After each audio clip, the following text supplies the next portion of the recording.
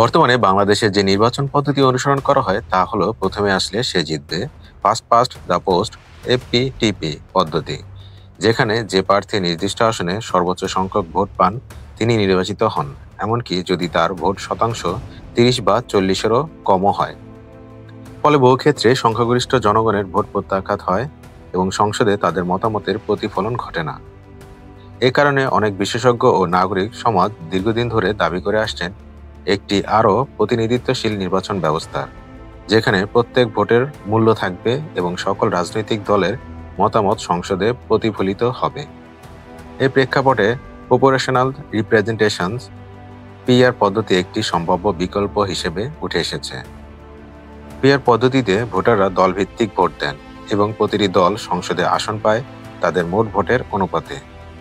ফলে যারা হয়তো মোট ভোটের 10% পেয়েছে তারাও সংসদে 10% আসন পেতে পারে। এতে একদিকে ছোট ও মাঝারি দলগুলোর অংশগ্রহণ নিশ্চিত হয়, অন্যদিকে সমাজের বিভিন্ন শ্রেণী পেশা ও মতাদর্শের মানুষের কণ্ঠস্বর সংসদে প্রতিফলিত হয়। বর্তমানে ইউরোপের বিভিন্ন দেশে যেমন জার্মানি, সুইডেন, নেদারল্যান্ডস, স্পেন এবং ইসরায়েল এ পদ্ধতি সফলভাবে অনুসরণ করা হয়। এমনকি ভারতেও রাজ্যসভার সদস্য নির্বাচনে আংশিকভাবে পিআর পদ্ধতি ব্যবহার করা হয়। তবে পিআর পদ্ধতির কিছু চ্যালেঞ্জও রয়েছে।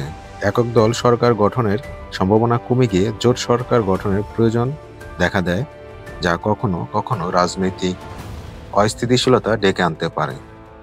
তাছাড়া প্রত্যক্ষ এলাকার প্রতিনিধিত্ব দুর্বল হয়ে যেতে পারে, কারণ পিআর সাধারণত দলভিত্তিক প্রতিনিধিত্ব নিশ্চিত করে, ব্যক্তি নয়।